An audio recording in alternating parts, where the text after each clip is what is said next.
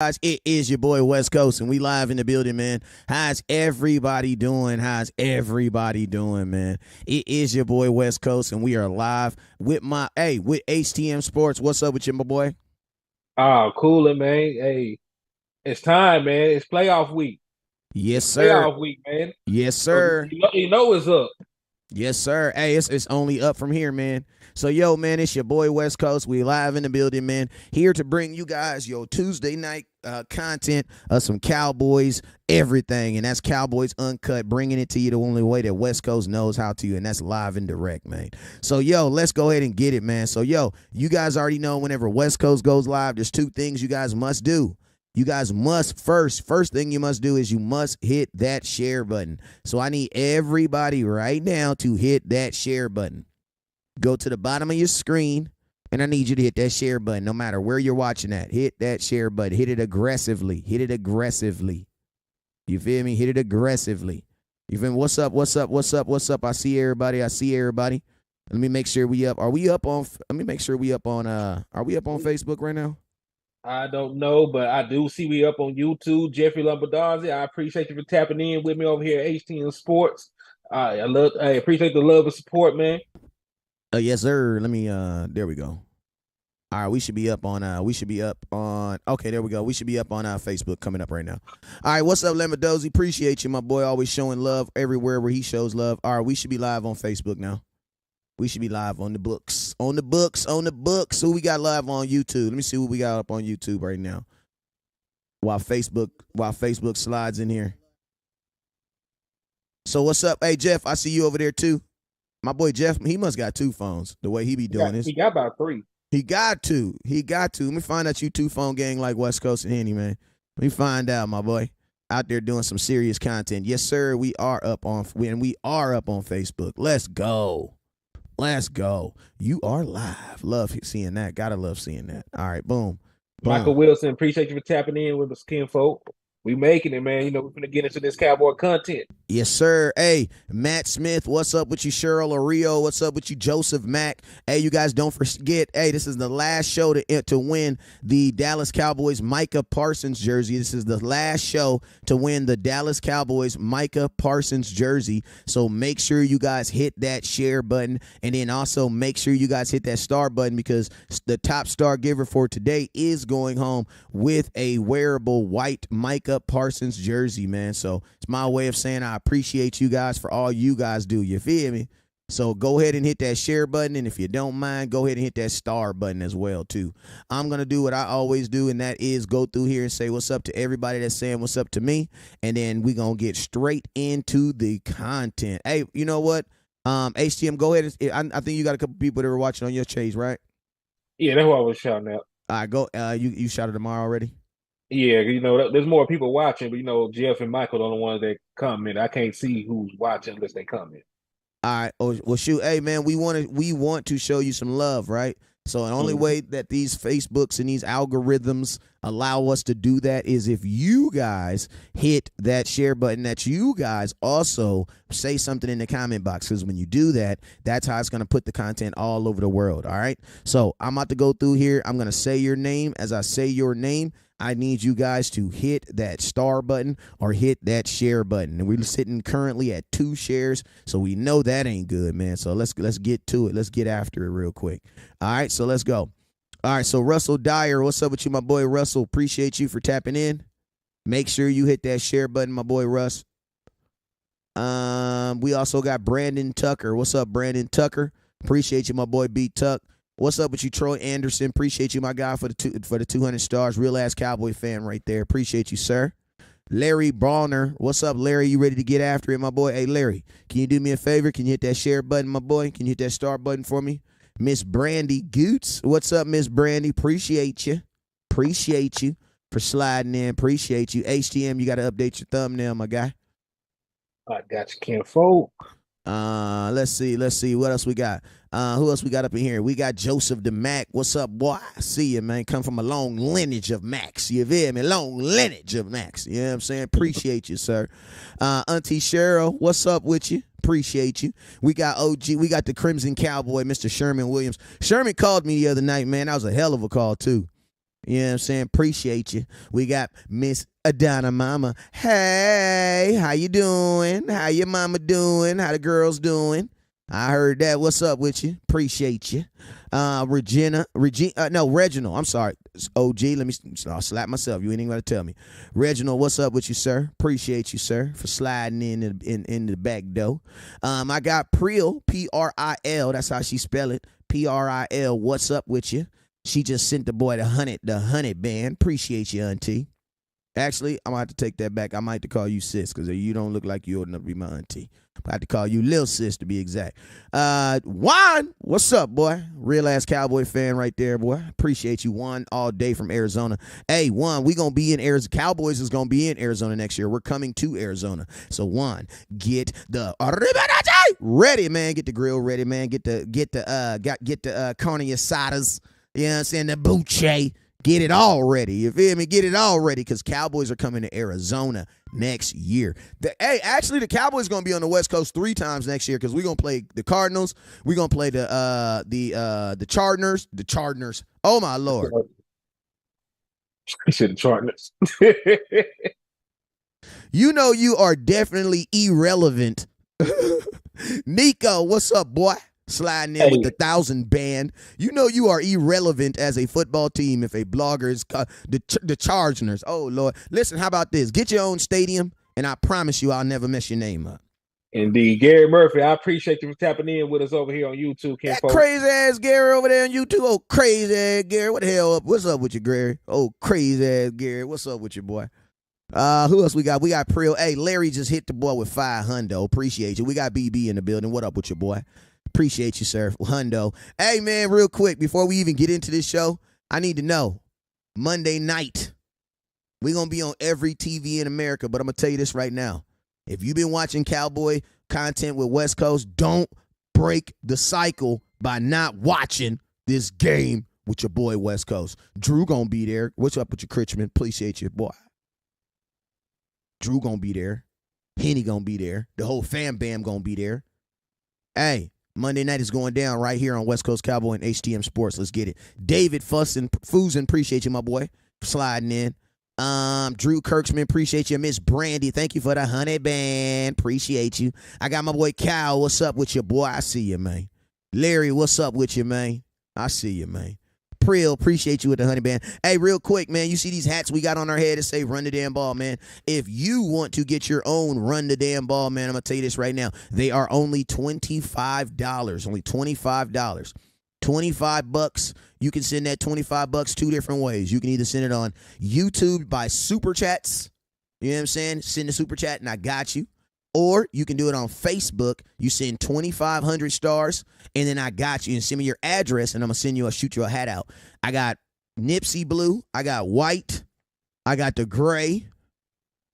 You know what I'm saying? I got the black. You feel me? I got the black. I got the new camo joints.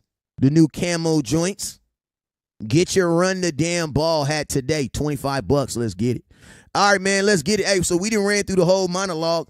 We done went through the whole monologue of everything that needs to be talked about, man. I'm ready to get to some good goddamn content. What about you, Henny? Yeah, pretty much. Yes, sir. Pretty much. Pretty much. All right, so let's hit them with the first one, man. Let's hit them. We like to go through the news of the day. Let's go through the news of the day. So what's the news of the day? What's up, Drew? He said, let's talk about Bland in short amount of time that he's played in his 5 picks. Hey, you know what? I'm going to stop the show, and we're going to do that for Drew. Why? Because Drew is blowing up the stars right now. Drew wants to talk about DaRon Bland. So here goes your 2 minutes of DaRon Bland brought to you by my boy Drew Kirchman. All right, if you want to sponsor a subject, all you got to do is hit the stars like Drew or hit that super chat like Drew. All right, so you're going to get an answer from me, and you're going to get one from Henny from HTM Sport. My thoughts on Bland is I am very, very not surprised because the young man was balling at training camp. One thing I do love the fact is that we have Dan Quinn because if he would have been a guy on the offense, he would have been balling and you would have still not played. You want to know why? Kevontae Turpin. I don't know Tony Pollard. You know what I'm saying? The number one thing I love about DaRon Bland is that he plays defense. You know how they say, hey, a win is a win. A win is a win. My number one thing that I say about Deron Bland is that he's on defense. Because if this would have happened to a young wide receiver, I don't know, maybe Jalen Toter, I don't know, we would have never still seen him. So I think that is the most impressive thing that I can say about Deron Bland, outside of the fact that the kid is a natural slot. He reminds me of Chris Harris that currently plays for the Los Angeles Chargers. I almost said their name wrong again. For the Los Angeles Chargers, he reminds me of him. They call him Strap because that's his little thing he does when he locks you down. I like him. You know what I'm saying? Everything about, a slot cornerback has to be a guy that comes from the trenches, has to fight his way. Why? Because you're going to be fighting on every play. So his play matches the position. That's your 2 minutes from West Coast. Henny, give it to him. All right, I'm gonna come in with analytical stuff. Analytical. So Deron Bland been playing damn good football, man.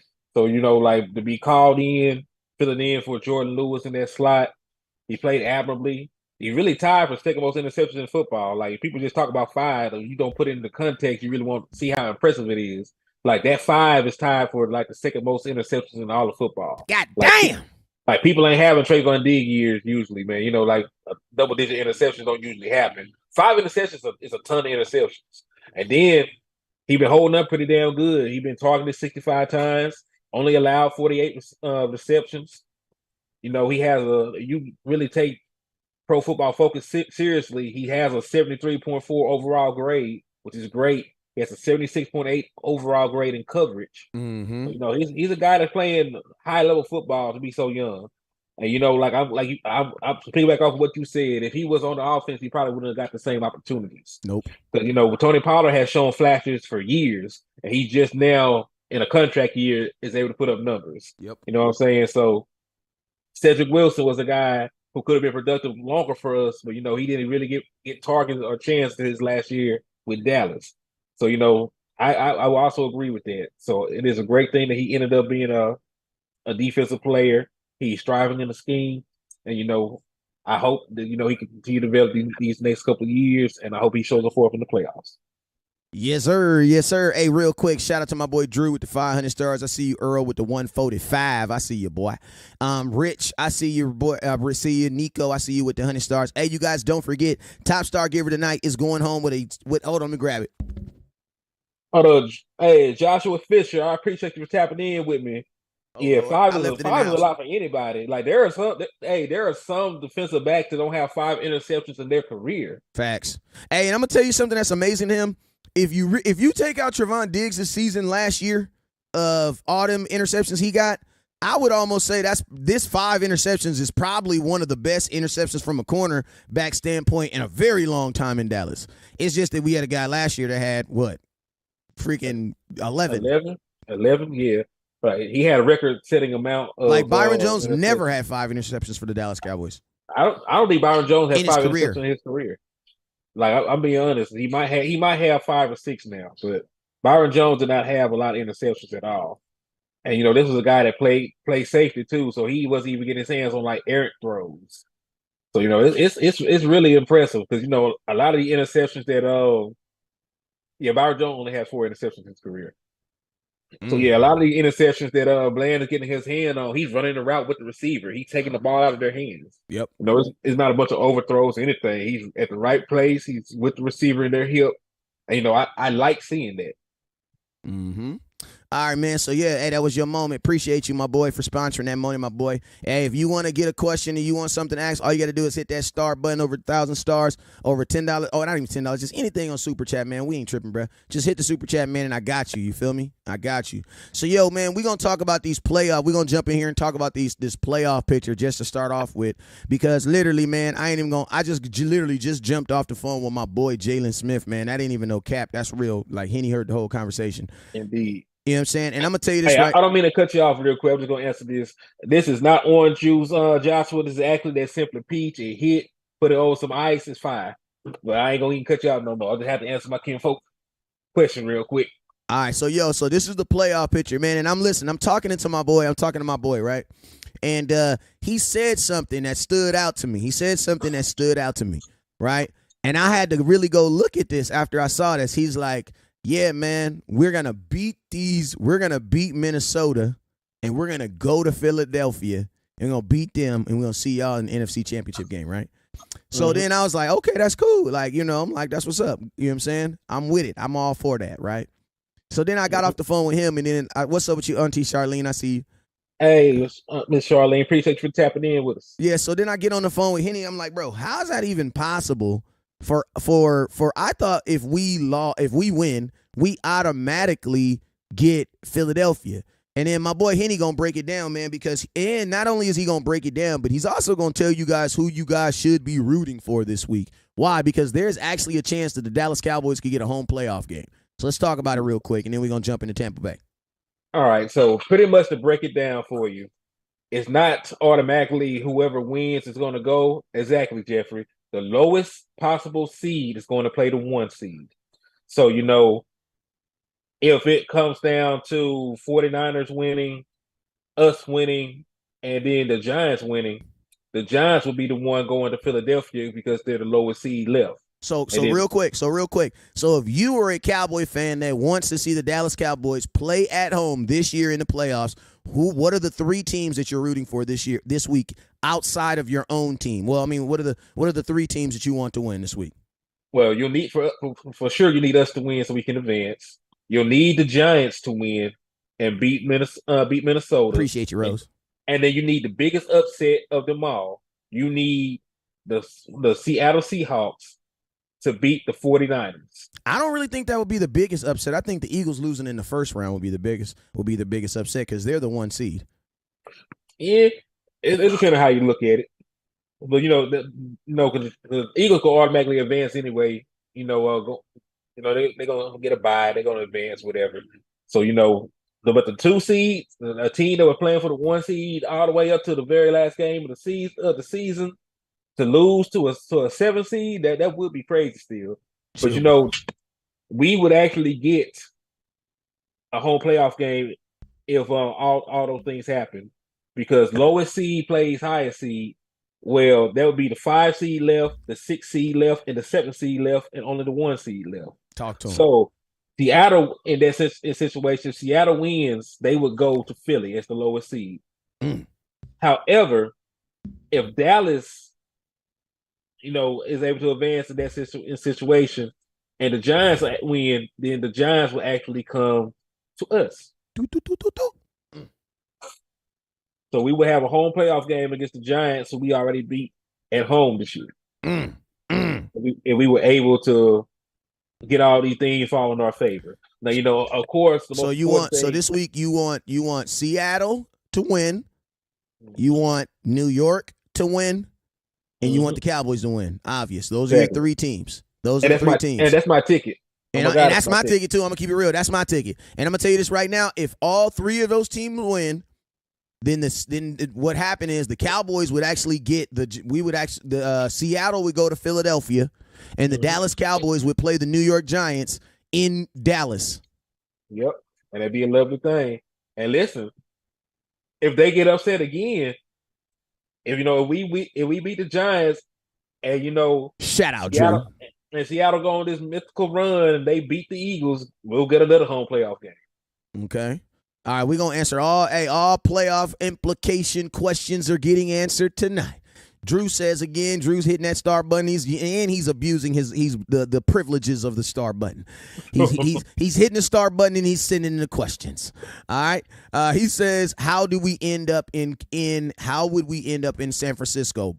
Great question. I think this is a great question that a lot of people want to know. How do the Cowboys end up in San Francisco? Because we're at the top and they're all the way at the bottom. How does that work? Easy. San Francisco is the 2 seed. The only thing that actually has to happen, for us to end up in San Francisco is for the Giants to beat the Vikings, for San Francisco to win their game, and for us to win their game. So under that situation, the Giants would be the lowest seed left, so they would end up going to Philly, and we would be the second lowest seed, so we would end up going to San Francisco. And to be honest with you, bro, I'm going to keep it all the way $1, Chuck. That is actually the scenario I realistically think is going to happen. Like, everybody's been, like, that's the scenario I really think is going to happen. Like, I think it's a long shot to think that the Seattle can beat San Francisco, but if anybody can beat them, you got to think like this. That's a division game. Exactly.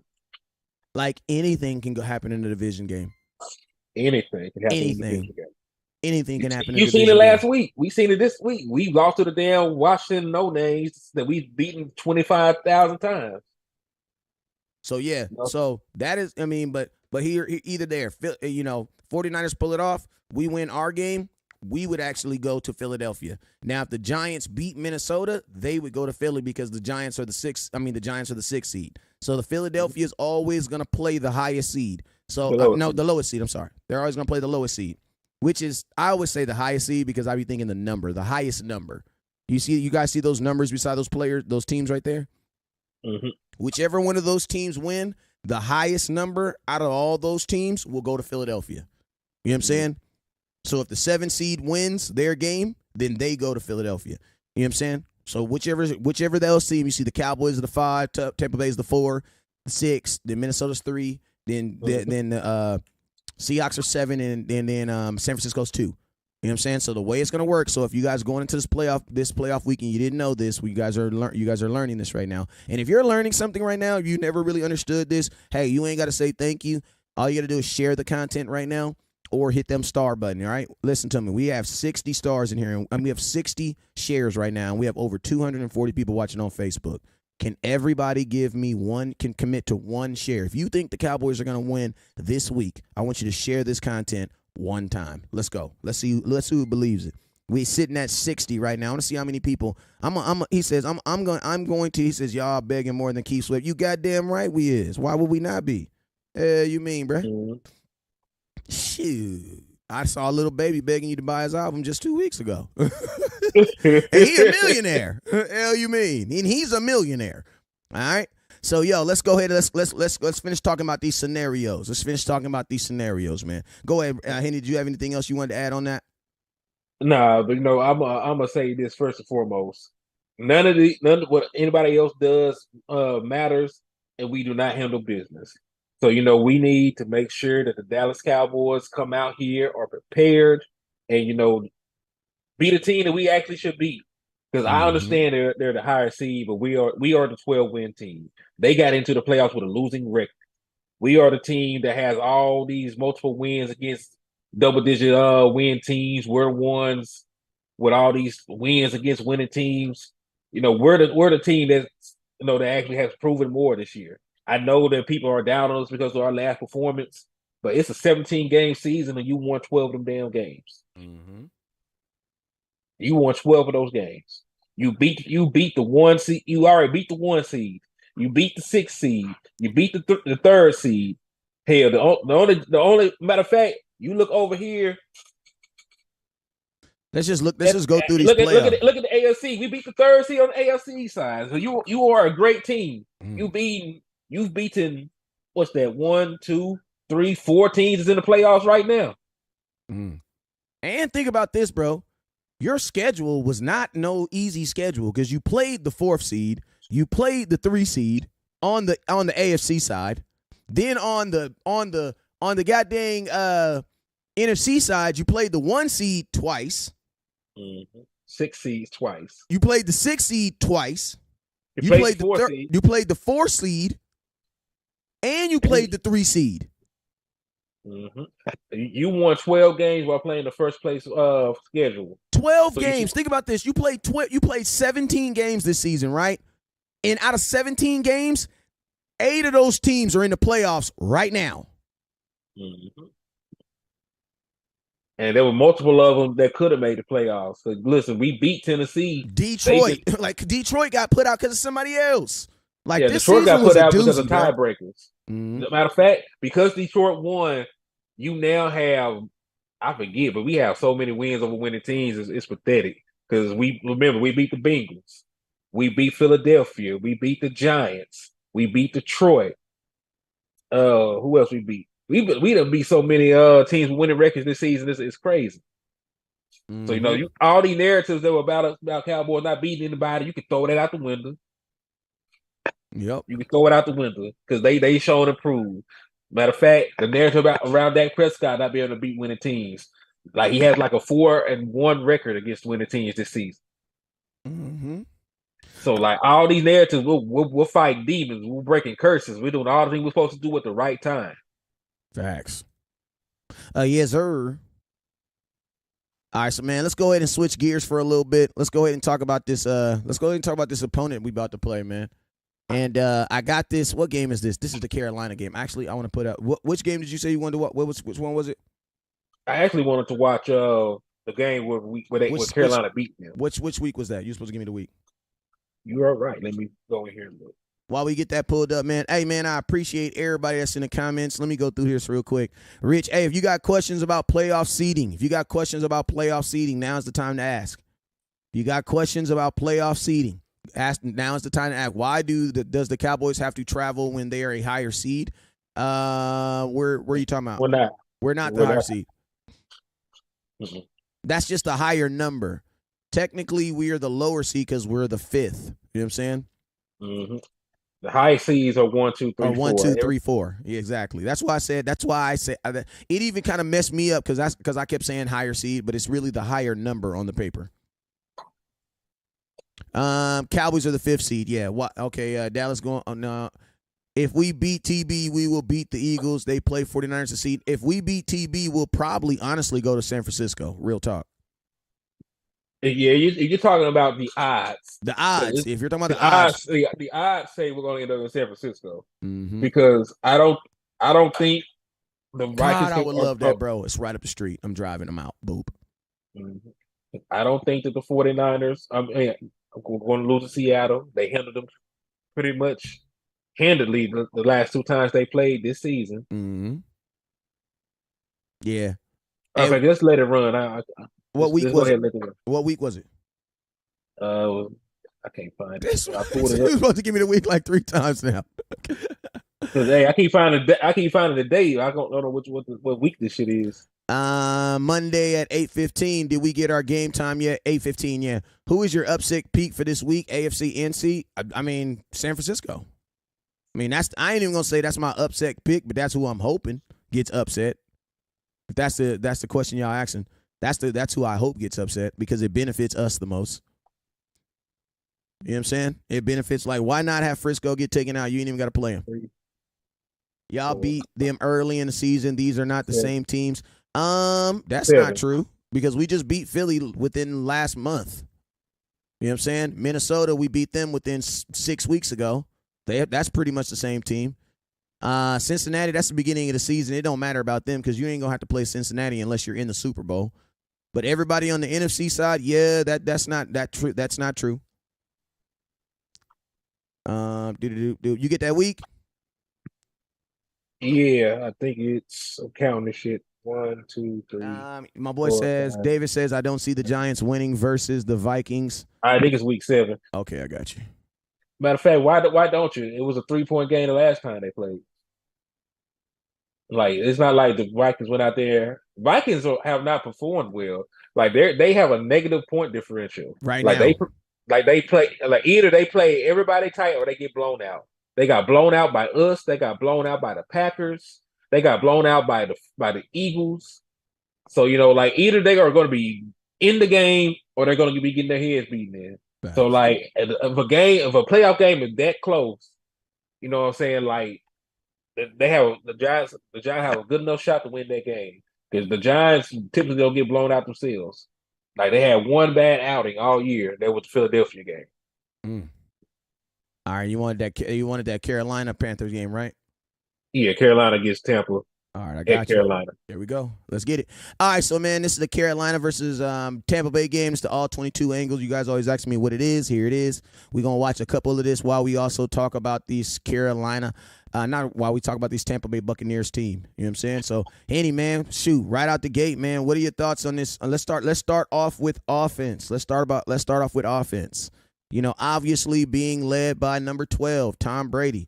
A guy who, honestly, it's crazy because Tom Brady has literally turned himself into like an average quarterback, and he still gets to ride off the premises of just being like a GOAT. But he's 25 touchdowns, 9 interceptions, 4,694 yards. You know what I'm saying? For most aspects, If Dak Prescott had a season of 25 touchdown, 9, y'all would be calling him average like a mug. But since it's Tom Brady, you obviously get a pass. And I'm gonna be honest with you, the cool thing about the game is this Tampa Bay offense, one would think, okay, it's probably because they're running the ball. Bro, they're not even good at running the ball, bro. This is the worst team in football in running the ball. Mm-hmm. Crazy thing about it, their best rushing game of the season was against us week 1. That's before we had Hankins. That's before we made some of these other adjustments on our defense. But their best rushing game of the season was against us week 1, and then they fell off the cliff. Hey, Darren Sutton, appreciate you tapping in with us. So this is a team that we actually match up very well against. Their strength is passing the ball, but they have a ton of yardage. They're 5th in passing yards, but they're one of the worst teams to actually scoring points. So they're getting yardage, but they're not punching the ball into the end zone at all. Remember, they only scored 19 against us in a game that they controlled from start to finish. With the turnovers, with the 3 and out, with everything that we did, they only scored 19 points, and that's really close to their season average. They're only averaging 18.4 points per game, which is 25th in the NFL right now. So they're not a great team. I ain't gonna say they're not a great team. They're not. They have good personnel at certain places, but they have not put it together at any point this season. At least not for a long stretch of time. Yeah, and they benched. They actually benched Fournette. You know what I'm saying? He has some public issues. They benched him. So, he hasn't even been their primary back. I mean, this is not the same team. You know what I'm saying? There's been some moments in this season where Tom Brady obviously had some Tom Brady moments. You know what I'm saying? Let me turn this music down real quick. That he's had some Tom Brady moments. But for the most part, man, this is an average football team, man. This is a below average football team. You know what I'm saying? A below average football team. What's really keeping them in most of their games is they're limiting they can stop the run. Like I will tell you guys, every team that does something bad, they always do something really, really good. And their really, really good thing is, bro, they stop the run. So I'm gonna tell y'all this right now. You know what I'm saying? This is a game where, we might not be able to bust off no 120, 130 yards. You know what I'm saying? I'm gonna disagree with that because that's exactly what they give up a game. Okay, well, go ahead. Let me talk to me then. Because this ain't. Tell me on. Do you think we're gonna be able to run the ball this week? Let me know, Henny. Easily. Because listen, we were able to run the ball week 1. We just chose not to. We got away from running the ball. But we were getting yardage. They are giving up 120 yards per game right now on the ground. They are the 15th ranked run defense. This ain't the same team that had Sue. This is a team that has VV in out of the lineup due to injury. This is a team that has several injuries themselves. This is a team we don't want to go in and throw the ball against.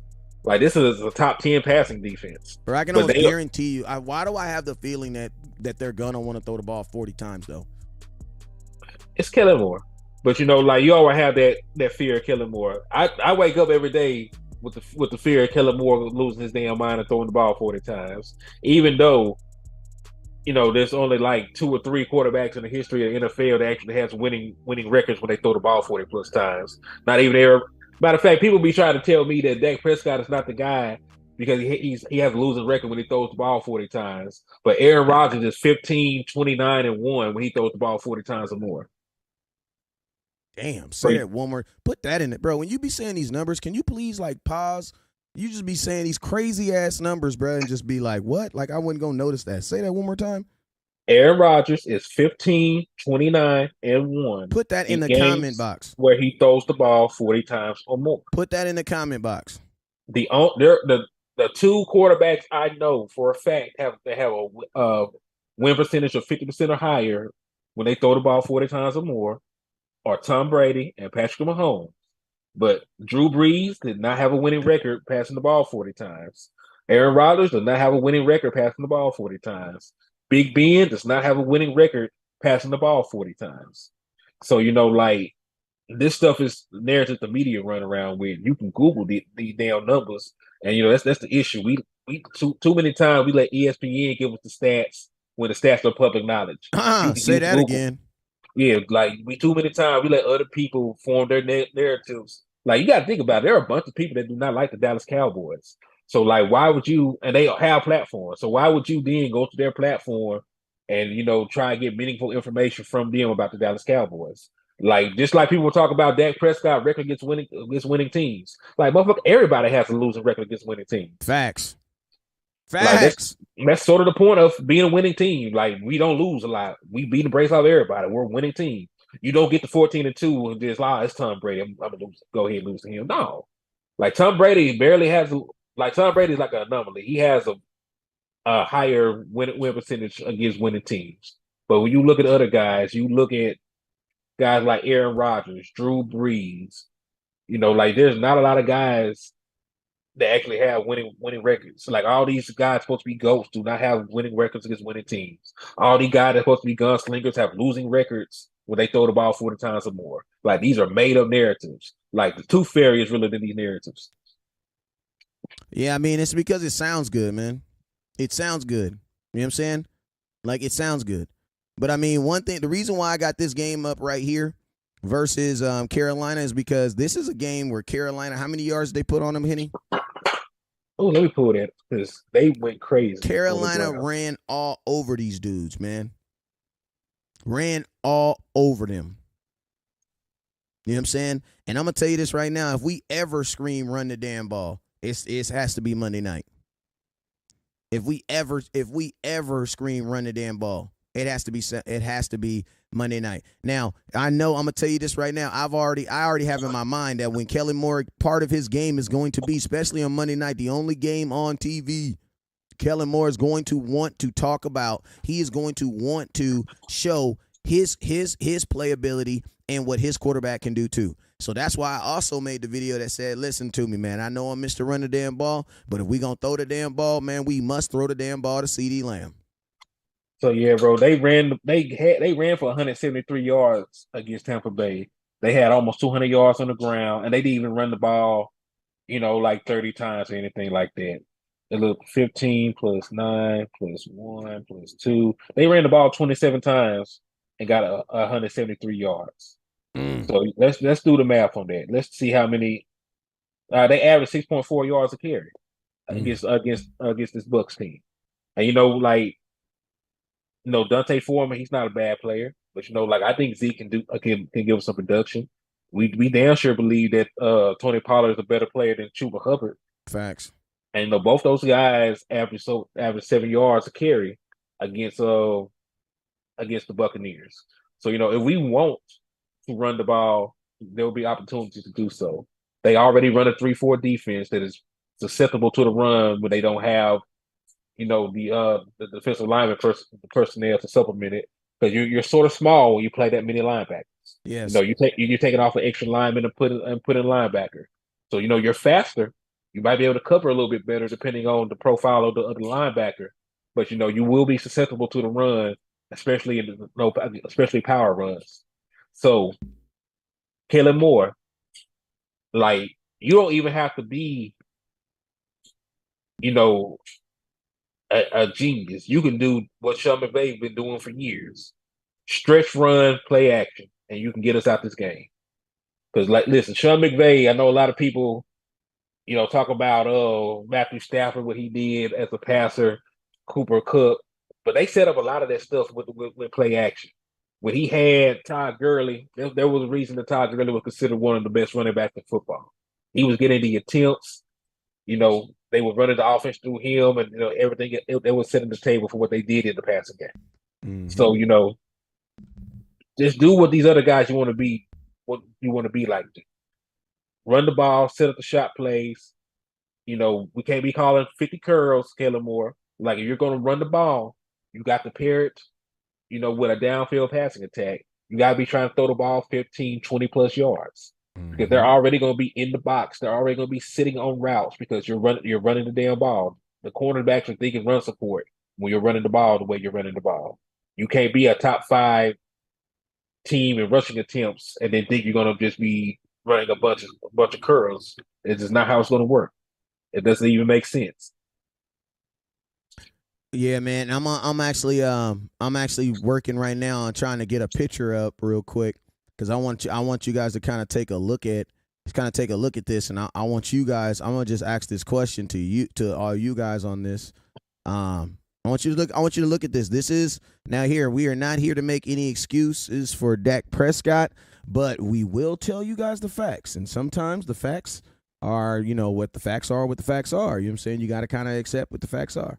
So I'm going to put this up real quick, and I want you guys to look at this, and I want you guys to tell me this is the 3rd and 6 interception for Dak Prescott.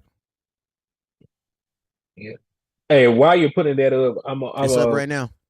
Okay. I was going to answer this for Tate Roberts. He asks, what do you think about our run game being off the last few games? But still, I'm going to get to that in just a second.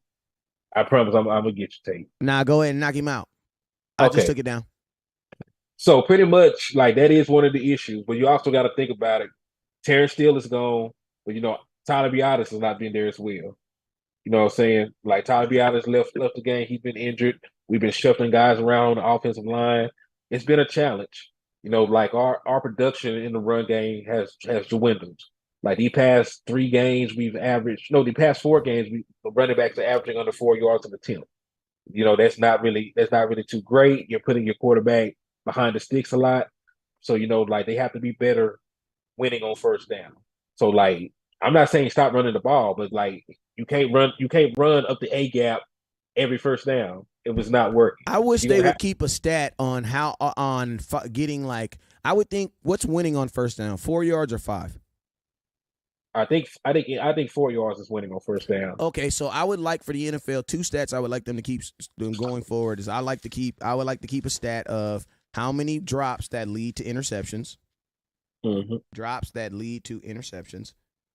And hold up. Drops that lead to INT. And then I also want to know this one right here. What my mind just went blank. What was we talking about? We were talking about 2 stats that you wanted the NFL to keep track of. You said drops that lead to interceptions, and then we were talking about winning, what you consider a win on first down. Yeah. So winning on first down. So I want them to start keeping stats on how often the offense wins on first down. How often you get a 4 yards on first down. Well, I'll tell you this much. I know we didn't win a single time on first down running the ball last game because we ran the ball 7 times on first down this last game, and we only got 10 yards combined. So you pretty much burnt a down each time that you did that. Yep. Because now it's second and 9, 2nd and 10. Sometimes probably was 2nd and 11. If you only have 10 yards, you probably have some negative plays in there. So you got 2 damn plays to try and get 11 yards, 10 yards, 9 yards. And that's put a little bit of pressure on your quarterback in the passing game. Hey, real quick. Shout out my boy Landlord. He says, "What's happening? Family is up this weekend. Let's get this mother effing dub." I heard that. Indeed. What's up, kinfolk? Let's get a mother effing show. Hell, you mean? Go ahead. Yeah. Just a segue real quick. Patrick McCarthy, I do agree. Tyra Smith needs to be back at left tackle. If you're gonna put anybody at right tackle, kick Tyler over there. He's young and athletic. I'm pretty sure that he can do that much. But it's over with. We need to put Tyron back where he belongs. He's a Hall of Famer at that position for a reason. So I do agree with that. But back to what we were talking about in regards to that. So that puts entirely too much strain on your quarterback in the passing game when you're not winning on first down. So something has to change. Saying either thank God we're getting Tyler Biadasz back. So we'll have one of our starters from the beginning of the season back. But we like we were saying, we have to put Tyron back over there at left tackle. Saying we're not really winning, especially when you think about what our receivers are doing. Everybody that's not named CeeDee Lamb is not really getting open. All these guys. And we don't. And I'm gonna tell you this right now. We don't even believe that our offensive coordinator is supposed to call plays that get wide receivers open. We don't even believe that. No rubs, no screens, no. It's just bad. It's bad. It's bad. Now I will say this: he's found a lot of ways to get CeeDee Lamb the ball, but get him the ball, but not open. Yeah, he does it himself. But everybody else, what I'm saying, there's no route combinations that are creating natural occurring rubs. You know what I'm saying? Like these guys just have to beat their man. And when you look at the guys we have, that's not really their game. Even when Michael Gallup is healthy, and he's not right now, he's more of a possession receiver. He's a guy that can go up and get the ball over somebody.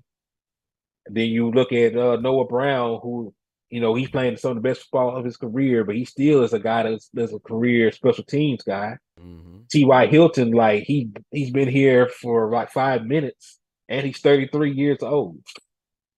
So, you know, like there's not really much you can expect from these other guys.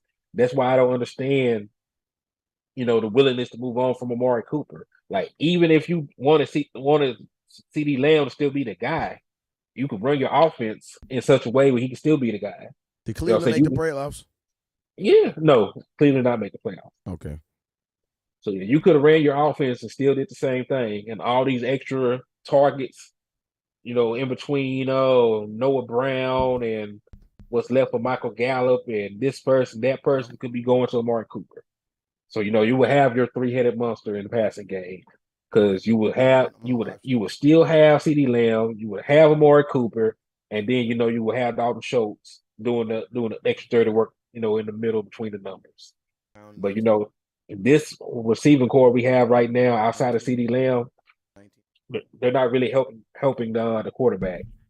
And then the offensive coordinator is not helping them. So that is the issue at this point. Okay. Hey, man, I wanted to show this video, this picture real quick. Doop, there you go. This is Dak Prescott's interception that he threw that led to 6 points in the Commanders game. I want you guys to take a look at it real quick. And as you look at it, I want you guys to think about this. The yellow line right here at the top, that is the first down mark. What is y'all thoughts on this? Well, everybody is running a route down there at the same depth because you have three guys look like are running curls at the damn first down line against man coverage. And I don't think that's a great concept at all, especially now because, look, that's horrible. That's horrible play design because you got all these guys ain't got to go nowhere to defend their player. None. All they got to do is defend the line, defend that imaginary line in front of them. Now, in Kellen's defense, it's slow motion. It looked like the tight end might be open, but you know, with the pocket collapsing like that, I don't think Dak can see it. So you got to remember there was pressure on this play, and he threw the ball to where he thought the receiver would get to. So yeah, but it's still a bad play design. It's still a bad play call because you don't really want to run curls against man anyway. Because the corners, that is a zone. Yeah, the corners are going to see the ball. They're going to see the ball when the corners. Why? Because corners are taught to watch hips. As soon as those wide receivers start coming out their break and they start curling around, the corner's going to stop what he's doing. They're going to come up. And guess what they're going to do? They're going to see the ball come. Bro, you want to run curls when they like off coverage. Bro, you run a curl. Man, bro, you were asking the ball to get. You were asking for them to take the ball. To be honest with you, in this concept right now, I'm gonna tell you what they would have better off been running the ball on this. To be honest with you, like if you're just gonna run everybody off, you're better off running the ball.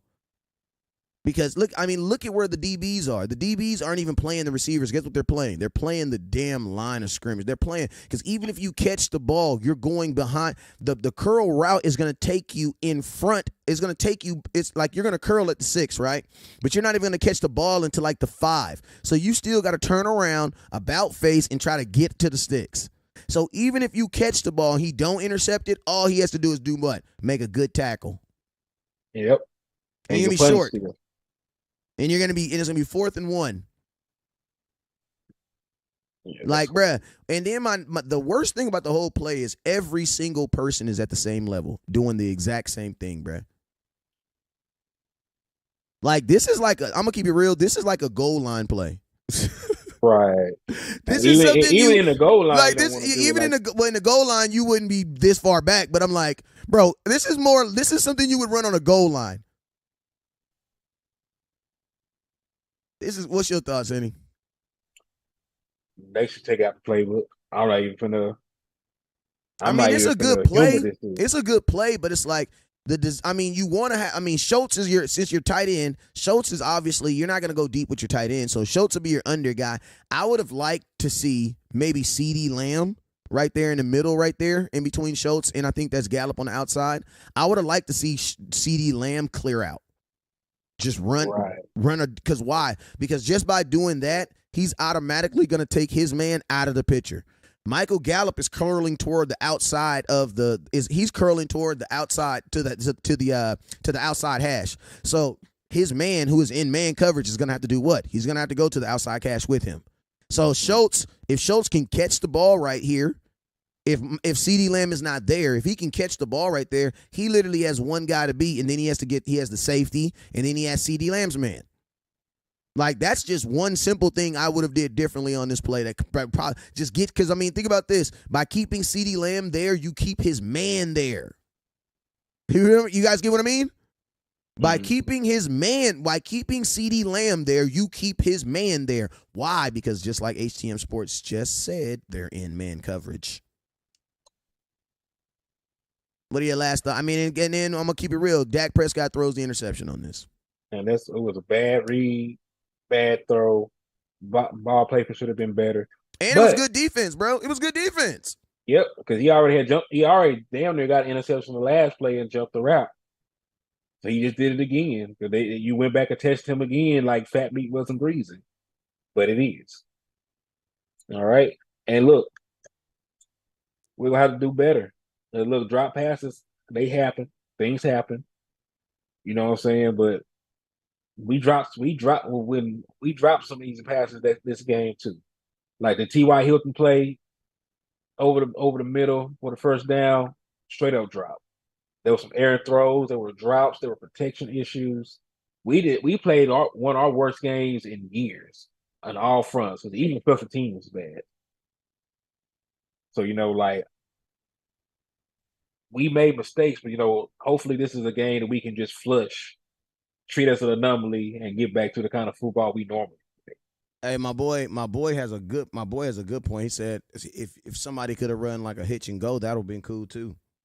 We definitely should have. Yeah, a hitch and go would have been perfect. Because they were squatting on the routes all night. A deep shot would have tore them up.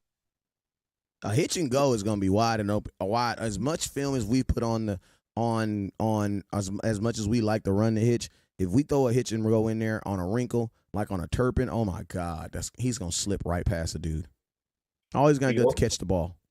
Yeah, I don't know. He got to show me. So he gonna have to show me he can catch the ball. He up here muffing punts. Hey, I know a lot of people want to talk about that too, man. What is what's our thoughts on Kevontae Turpin and the Pups? Because I did a whole maybe 20-minute segment a couple weeks ago, and I was when he muffed the first one. And I told you guys then, I said, man, he almost muffed 2 in that game. You know what I'm saying? He caught it, but I said, but right now, I think in Kevontae Turpin's mind right now, he's so bent on trying to make a play that his legs are not up under his hands. You know what I'm saying? And what he got to understand as a punt returner, special teamers, bro, your first job is to secure the ball. Mm-hmm. Like, that's your first thing. You got to secure the ball. After you secure the ball, then you can do what you want to do. He's doing it. He's trying to. And I get it. Listen to me. You're confident in yourself, but listen to me. Even Dion, not even Dion. Dion gonna catch the ball the way it's supposed to. There's one way to catch a punt, period. Like a Brad basket with your eyes to the sky. If anybody is teaching your son how to catch a punt other than that, you need to do one or two things. Fire that coach or get better insurance. It'll get taken out. Because he is going to get taken out. I'm going to say this too. If he muffs one more punt, and they actually get the ball, like Turpin might need to be the first Pro Bowler to get cut in the same season. Well, you can't cut. I mean, not right now, but like if he can't listen, you brought him in to be a special team ace because you ain't put him on offense. If he can't even give you anything in special team, he has no. I mean, this is my thing. This is my thing with Turpin. Cowboys need to get his hands on the ball before. Like, if you're trying to treat his punt returns as a weapon, then you need to treat him like a receiver. You know what I'm saying? Before I would throw a deep ball to a receiver, I would at least throw a little slant to him to get him warmed up. Unless I see something on film where it's like, yo, right out the gate, we need to take the shot. Then we're going to take the shot. You know what I'm saying? But before the game, we're going to be throwing a lot of passes at his hand, so it almost game speed, so that when we take that shot right out the gate, he's ready. You know what I'm saying? I think with Kevontae Turpin, you need to get him, maybe in the first offensive series, you get him a jet sweep. You know what I'm saying? And the reason you get him a jet sweep, not only to get him acclimated with the offense, but you also do that to get him acclimated with the punts. Why? Because you want to use him as a weapon. We don't have Kevontae Turpin on our team just to catch the ball. If that was the case, we would. Because guess what? CeeDee Lamb is a better catcher of the football than Kevontae Turpin. And I'm going to tell you this right now. If it's in a deadly situation where it's like we got to really catch this ball and we have no choice but to catch this ball, then guess what? Just like we used to do when we had Cole Beasley, we need to switch it out and put CeeDee Lamb back out there. I'm just keeping it real. And if you're a real Cowboy fan, you remember that. We used to have all types of guys returning punts. But when it was like we up by 3 and they got to punt the ball and they trying to get the ball back, oh yeah, guess who went out there? Cole Beasley, and all he did was this right here. You know what I'm saying? So, that's an asset of this team. You feel me? Also in this game, something else that we got to cut down, it's the little things, man. I think I'm going to make a video about the little things that has to fix. I think that's one. Turpin has to feel the punts well. KJ, no stupid penalties, man. No stupid penalties. Special teams. No Sam Williams, no unsportsmanlike. We might get one. I might be okay with one on time. Yeah, I rough him. I'll rough him once. I'm gonna rough him once. I'm gonna hit Tom at least once. I'm hit him. Boom, retire. Yeah, at least in the first for 1 or 2 series, I'm getting an unsportsmanlike conduct on him. I'm here. We here. Well, just depending. We here. Not on third down. Not on third down. First down. We here. We here, bro. You know what I'm saying? And this is how it's gonna be. My boy Neil is saying we do. What are we thoughts on starting Xavier Rhodes? Got to, because nobody else has showed you enough to be confident with them out there for an extended period of time against Tom Brady and Mike Evans, or even Julio, even what's left of Julio Jones. Like Nation Wright. He was listen, I like him, but he got towed up by a guy who was a rocket scientist. Like, he ain't really a football player full time. So, like, he gave up 105 yards on 10 targets, allowed 7 catches, in that Tennessee game. That was not great. I know he got the interception, but that was not great. Then you look at the Mullen boy, penalties, got beat deep, the type of stuff we can't have. We were not giving up the big play like that earlier in the season. We're gonna have to get back to that. And I know right now Xavier Rhodes is not the same player that he used to be. He's not an all-pro. He's older, this and that. He still has veteran experience. He has playoff experience, and he is not scared at the moment. Facts. Those are things that actually matter when the lights are bright. He's gonna show up. He's gonna get the other guys ready to play. He'll be a elder statesman in the building that they can talk to. There's not an offensive set he hasn't seen. So, it's just like having another coach on the field. Like, this is a guy that actually can contribute. He still got some game left in him. So I think we have no choice but to see what Rose can give us. Because look, who else is it going to be? Nation Wright has no playoff experience. Trayvon Mullen, when he was on the field, he did not play good. Kelvin Joseph, when he was on the field, he did not play good. So you need Xavier Rhodes. You have to sink or swim with him at this point. Yeah, man. And the cool thing about it is, just like with T.Y. Hilton, I'm not asking for a whole season worth of work. I'm asking for freaking 4 games, bro. 4 games. You know what I'm saying? Yep. And then in those games, I only need 1 or 2 plays. You know what I'm saying? That's it. Like, and this is the moment. These are the type where veteran savvy can actually work out for you.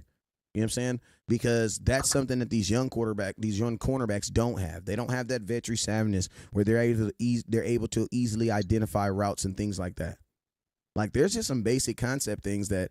And then think about this. It's like, I tell you guys, what do we believe here at West Coast Cowboy HTM Sport? Anything better than what you have is what?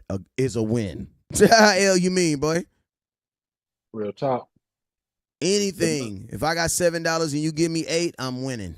You feel me? Mm-hmm. And guess what? And I know this. Xavier Woods is better than what we have, so that's a win. Go ahead, Henny. Yeah, no, just to piggyback on what you're saying, like, the other corners have performed at a D. You know, we're giving a grading scale. The other three corners together have performed at a D. If he can come in and be a C, that's fine. That's a major upgrade, because think about this, because you have an A+ on the other side. You have an A+ on the other side, and you have a A to a B at the slot. And think about this. Most people would have said that Anthony Brown was a C at best. Yep, they were very critical at FAB. So think about this. So we're saying right now, when you have a guy that could probably come in and be just as good as Anthony Brown, that is a major upgrade for the Dallas Cowboys. Mm-hmm. And you never know. Anthony Brown contract is up after this year. So, Rose, show me something. How old is he? Xavier? I don't know. Probably 30. Cowboys will do it. They don't care, especially if you ball. Well, hey, man, it's your boy West Coast. We've been on here for an hour, man. Hey, Henny, man, let them know where you're going live again. Let them know when your next article dropping. Oh, man, I'll probably have an article finished tonight, man. You know, we're going to be talking about the playoff scenarios, what we need to do to beat the Bucs. Some of the same stuff we touched on this broadcast. And hell, I'll be going live again tomorrow, man. Also, and that article is going to detail how the Cowboys can get a home playoff game. That's going to be so if you missed it earlier on, I'm going to have it written out for you so you can have it. You know what I'm saying? I know it's going to go viral because people are going to be like, wait, what do you mean the Cowboys can get a home playoff game? Yes, it's a possibility. We're going to need some help, but hey, man, it is what it is. And think about this. Think about this, fellas. Think about this, ladies.